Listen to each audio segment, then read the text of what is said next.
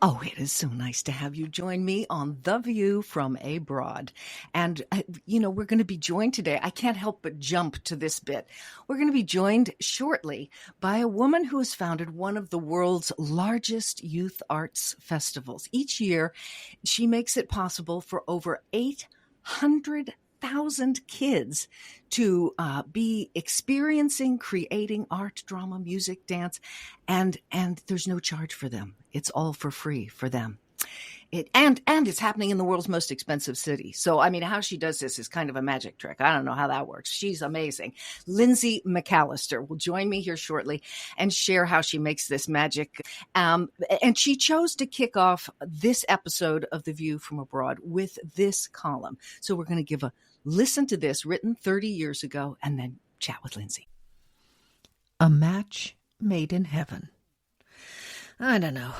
Maybe I'm nuts, but my friend and I spent the other evening discussing getting her car out of the repair shop, getting a wart off my baby toe, and getting our husbands remarried after we're dead and gone. The matchmaking conversation was not prompted by any life-threatening revelations. We just somehow got out of her Mazda, off my wart, and into living wills, and then discovered that we both had told our husbands that we want them to remarry after we kick the bucket, to settle down with a good woman who will take over as loving wife and mother. Both of our husbands think we are weird. I think it makes perfect sense. Joe is a good father, but I cannot see him getting our two kids through puberty on his own. And besides, Sue's my oldest and dearest friend. She's not married. Oh, yeah. Well, maybe I didn't mention that I've picked out the second wife. I'm not a complete idiot. If I leave it up to him, my children will be introducing their new stepmom as Miss November.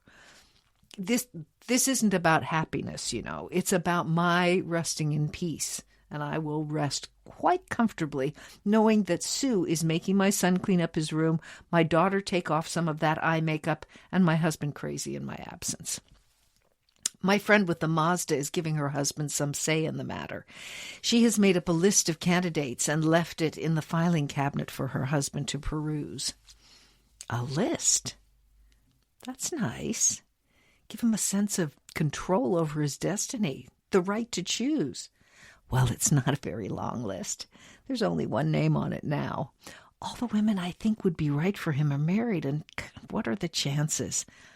Maybe we are weird. But to quote another one of my girlfriends, I live in the hypothetical. And that's the big difference between our husbands and ourselves. We think, what if? And they think, what next? I like making plans. My husband likes making decisions. My philosophy is, look before you leap and don't put off until tomorrow what you can orchestrate today. Joe's is more along the lines of, I'll leap off that bridge when I come to it, and don't count your chickens until your goose is cooked. Although I have mentioned to my husband that he should remarry as soon as he can without creating a scandal, I hadn't mentioned the fact that I'd chosen my replacement. Sue? Sue who? Susie. Now, hear me out. I've given this a lot of thought, and she's perfect. She's smart.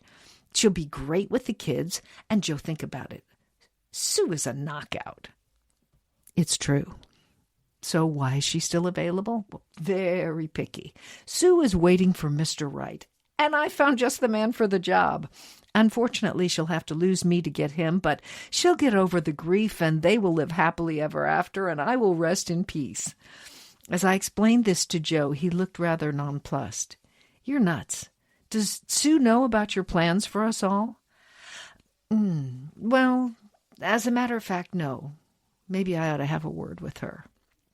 He rolled his eyes and went out on the balcony for a cigarette. As I watched him through the glass, I was suddenly filled with panic. What if he goes before I do? He doesn't have a replacement picked out. There is no replacement. And then I realized that there cannot be an understudy for this particular part. In the end, it will have to be open auditions. I can't compose an ending to this piece. It's kind of like Casablanca, where Bogart and Bergman didn't know whether Rick and Ilsa would end up together until they shot the scene. Who knows? If we're lucky, we'll go together at a ripe old age.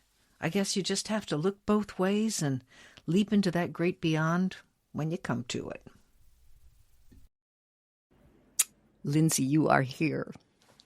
I am here, and I'm so delighted to be here because it's been 100 years since I've seen you.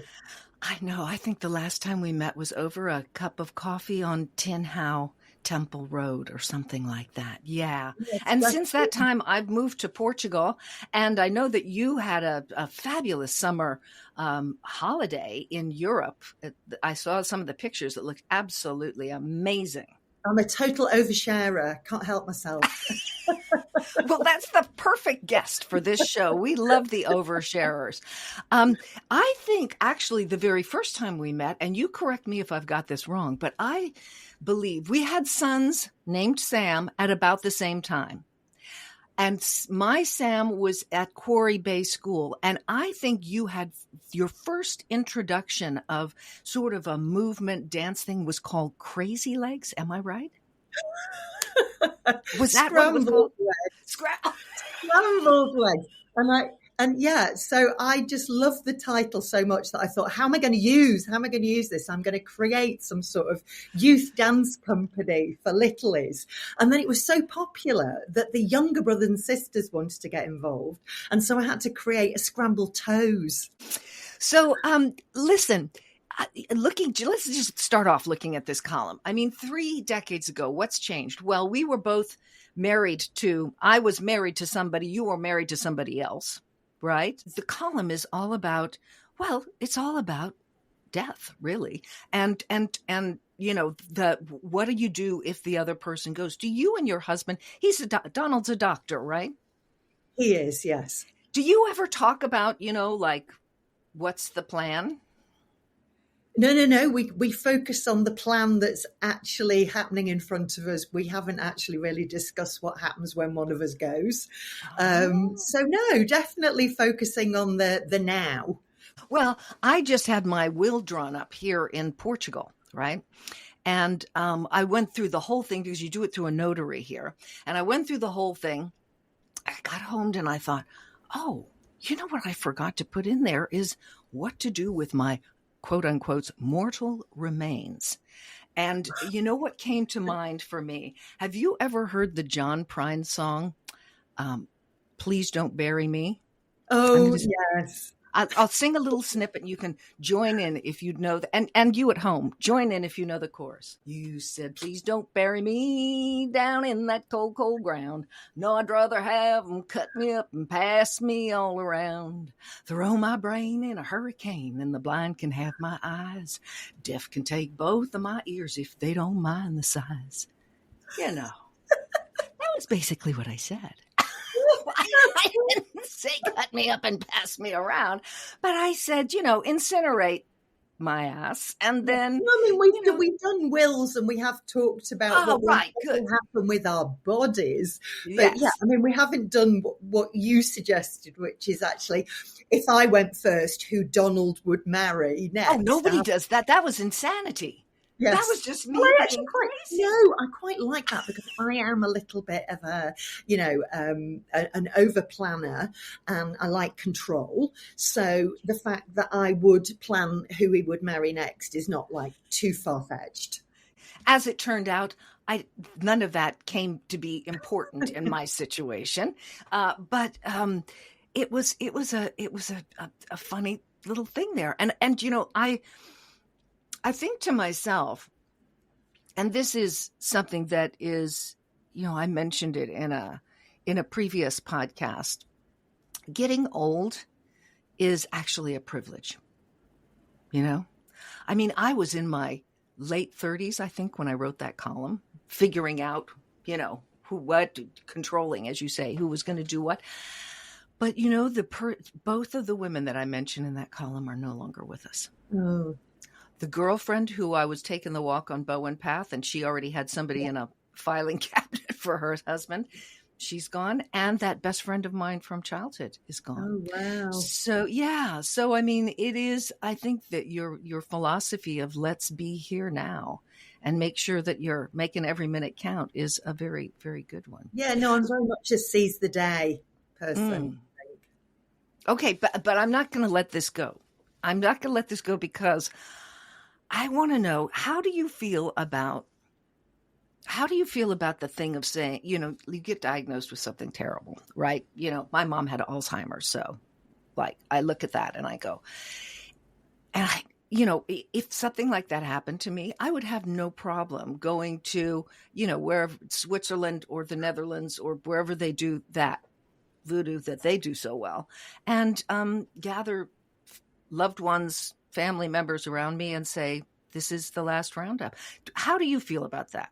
Oh, I totally agree, actually. I mean, I've got a real sort of fear of being in a situation where I can't care for myself and that I would become a burden to my family. So obviously I wouldn't want Donald to give up his lifestyle just to look after me. And I certainly wouldn't want my son, Sam. He's just recently got married, so it would also fall on his beautiful new wife, Carrie. And I just can't bear the thought that I would have to rely on somebody else. I'm so self-sufficient and I'm such a bloody control freak that putting my life into somebody else's hands, I just don't think would work. So I, like you, would be on a plane to Switzerland to make sure that my life ended the way I wanted my life to end. Yeah. I mean, what you're describing, my mother's worst nightmare was actually what ended up happening to her, was that, she had wanted to take care of my dad. That was her whole, sort of reason for being. She loved caring for him. And so when that happened, I mean, I did have to say to my kids, because, okay, Alzheimer's, I mean, how do you spot that moment where you go, wait a minute, actually, I don't think it's just that I keep leaving the refrigerator door open. I think that there's an actual problem here. And I did have to say to my kids, listen, I live by myself and I talk to myself all the time out loud. So please don't misinterpret that. Let's not put the horse before the cart here. And you mentioned the thing about control. I mean, as a theater director, that's kind of part and parcel, isn't it? When you're working with all these kids, I mean, you can't have that much control over kids. How do you manage that? Actually, you have a lot of control over kids because they're used to figures of authority, and so they're actually pretty good. You don't have to really do too much to get their attention. And the beautiful thing about the young people that I get the opportunity and the privilege to work with are they really want to be there. And so, for example, I'm working with a group of 60 plus young people at the moment on a show that I've written called Likes and Lies, which is all about social media. Oh, and we auditioned over 600 young people and took 60-ish. So 10% of the people who really wanted to be in this show got into this show. And I think they realize this is like such an incredible opportunity for them.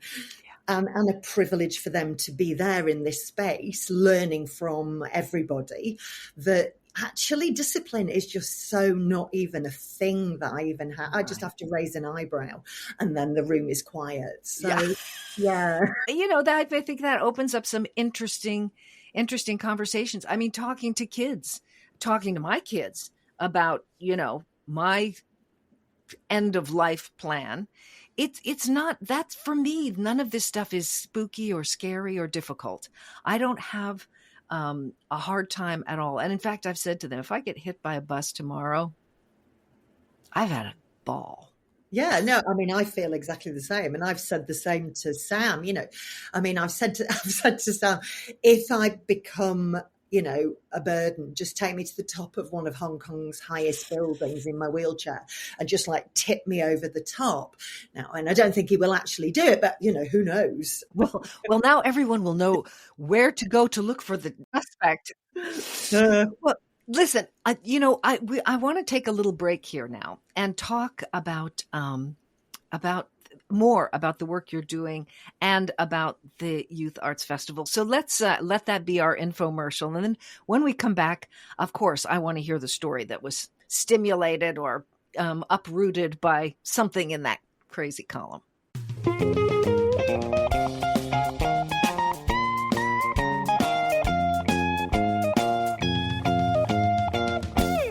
Hong Kong Youth Arts Festival. It's from ages 5 to what's the top age for the Youth Arts Festival? 5 to 25, but the majority of young people probably are sort of like 9 to 18. They would be the sort of the most predominant catchment. School age. We do lots of different projects. So it's not just the big show that you have to audition for. There's loads of projects where young people can just like sign up and get involved. There's visual arts, there's performing arts, there's creative writing, there's filmmaking.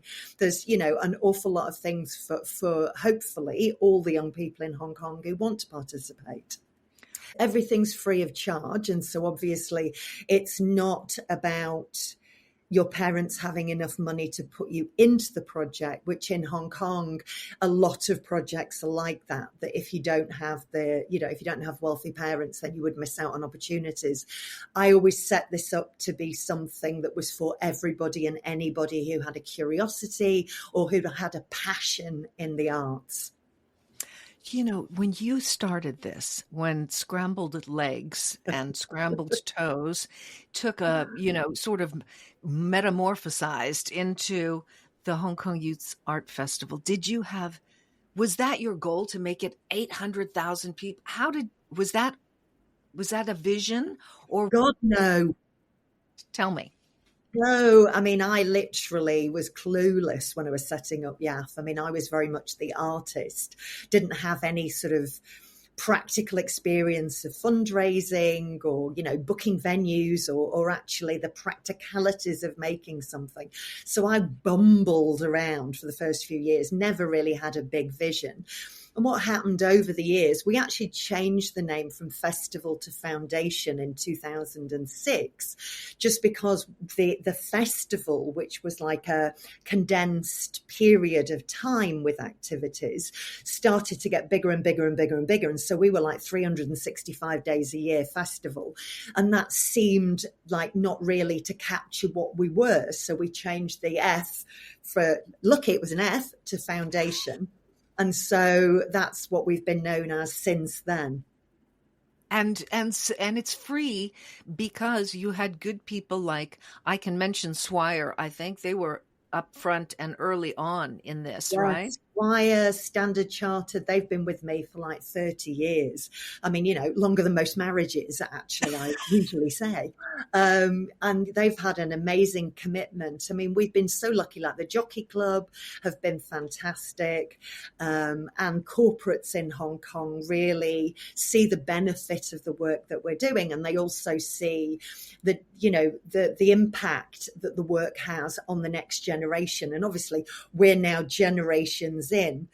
And what we're finding is that, many of our young people now are actually representing Hong Kong on the global stage, on Netflix, in movies, so we've just got one of my young proteges has just got a lead in Bridgerton. So that's very exciting. So yeah, we've really created quite a community of young people who really are now globally representing Hong Kong, which I'm super proud of. Well, one of the things that makes me feel really happy is that you have been recognized as well. I mean, this hard work wasn't something where nobody got a chance to sort of say, and who was the woman behind it all? Because you have received an OBE, is that right? And yes, and you've just been made a justice of the. Do you marry people? A justice of the peace? What do you do? No, I've been made a justice of the peace, but my responsibilities are more community responsibilities. I see. So I'm responsible for prisons in Hong Kong, which is fascinating. Oh, that's great. So I get to go into all the different prisons. And my role is just to make sure that the prisoners are being looked after, they're being fed, they're being kept warm, their rights are observed.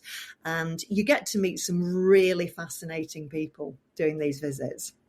It's wonderful. And everything that you're doing is doing something beautiful for other people. So yeah, that's pretty cool. You're pretty cool. You're pretty cool, old Lindsey McAllister. I'm so glad you were here to join us. And, you know, Sam and Grace were in a production of Godspell that you did at St. John's Cathedral. Yeah. And then Sammy Boy went on to join you in Edinburgh for He Matilda. Did. I think he was the youngest one we ever took. Yeah. How old was he when we took him to Edinburgh? Well, I'm trying to think. Maybe like 10 or 11, something like that. Does I know. That sound right? Well, it's like so young. And he was an absolute little superstar. He loved it. It was great. It was wonderful. Let's get back because I want to hear that story.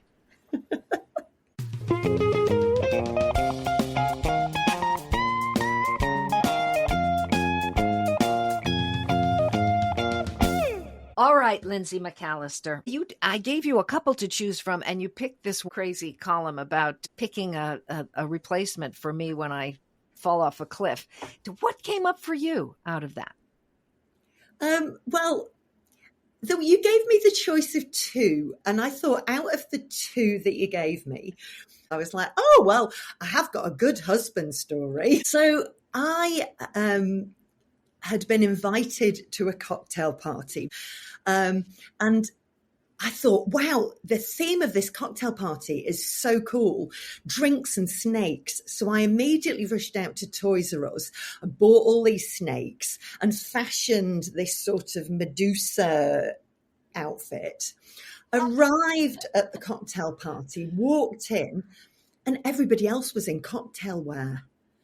And Mervyn came up to me, and I'm in Medusa, and he was like, what are you wearing? And I said, drinks and snakes. He said, yes, drinks and snacks. Everybody else realized it was a typo. But of course, I was like, embrace the theme. So I became the entertainment for the evening. So I'm on the roof of this apartment, and I met this charming doctor, Dr. Donald Gregg, and started chatting to him. We swapped business cards, and that was it. The evening went on. I met lots more people. A few months later, one of my team at the foundation had a medical problem, and I was like, oh God, we've got like really rubbish insurance. So I thought, go through my role. Oh, yeah. I'll contact that doctor that I met on the roof. So anyway, I contacted him. I was, hello, this is Lindsey McAllister. You probably don't remember me. And he went, oh, I do. So I thought, that's a good sign. So I sent my colleague, I said, look, we've got really rubbish insurance. Can you do like a starving artist rate? Which he did. So then a couple more people had problems, and I shoved them in his direction because I realized he would do a starving artist rate. And another couple of months went by, and I'm directing Sweeney Todd at the Shewson Theatre. And I arrive in the morning, and the cast is all sitting there, and they're going, well, we're just not doing it. It's too dangerous. No, we're not doing it. And I was, what's the problem? They said the set is too dangerous to do the chair scene where the victim sits on the chair. In a barber's chair, just for people who are not familiar with it. Yeah, they sit in a barber's chair, and ostensibly they're being shaved, but Sweeney Todd, the demon barber of Fleet Street, slits their throat, and then they go down a chute into what is Mrs. Lovett's kitchen to become a pie. Exactly that. So I'm sitting on top of this very high structure in the barber's chair with the barber standing next to me. And I was like, I've got to do this, and it can't be dangerous because we've got the show opening tomorrow, so we need to crack on. So I sat in the chair, said to the barber, whatever you do, 3, 2, 1, you pull the lever, I'll slide through, and then we can continue rehearsing. So I've got the production manager down in the box in front of me. And 3, 2, and just before I'm about to say 1, the production manager shouts up, whatever you do, don't lean forward.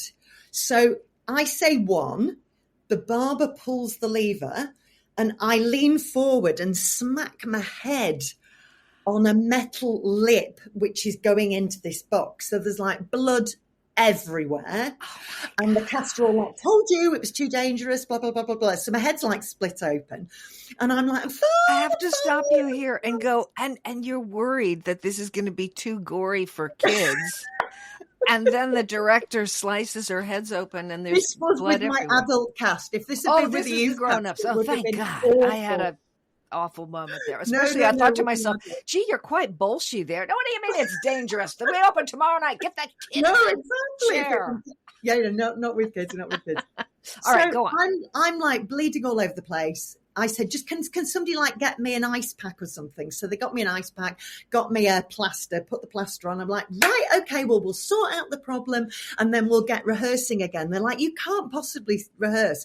And I'm like, we've paid for the theatre till 11 o'clock at night. The show is opening tomorrow. There is no, stopping and starting. We're carrying on.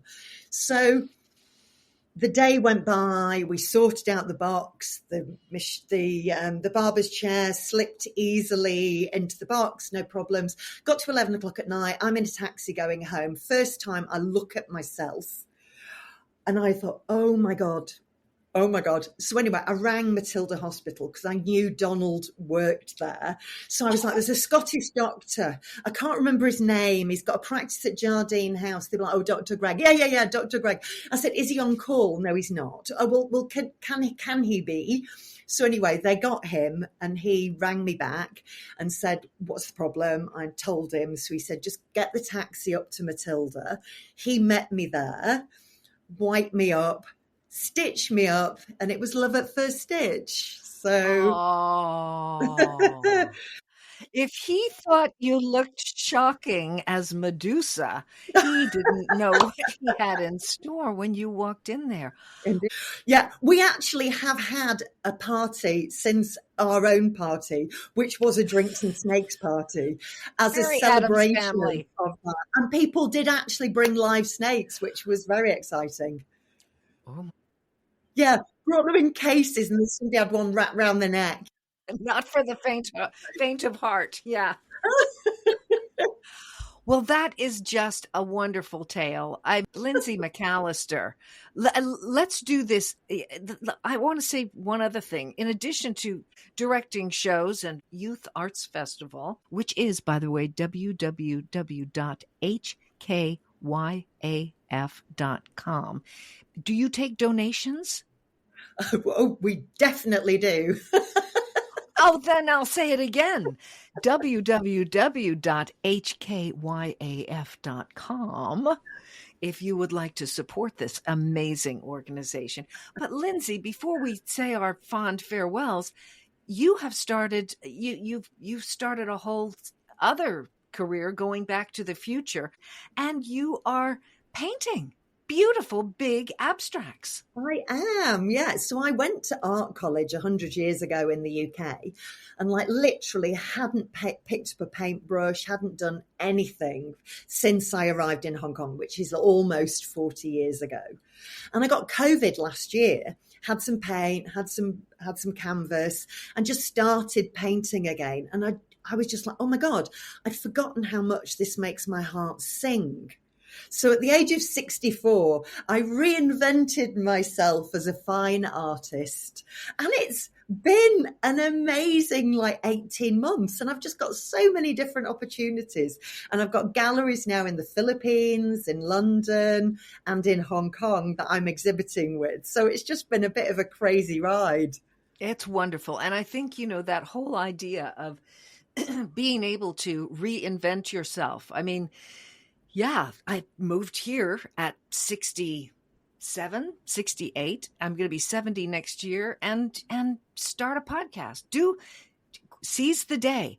Lindsey, let's go back to that. I said to you, do you and your husband talk about what happens at if one of you goes? And you said, no, we live very much in the now. And I think that's a great way for us to wrap up with that as a reminder. I will say again, Youth Arts Festival, www.hkyaf.com if you want to support that. Lindsey, thank you so much for being with us. You are an MBE, an OBE, a JP, and also just a GG, a great gal. And I'm so glad you could join me. Folks, breathe all the time. Be in the moment, breathe all the time, come up slowly. If you're worried about what happens when your number's up, just remember what my friend of 60 years always says to me when I'm fretting about anything I have no control over. She says to me, hey, what if it's good?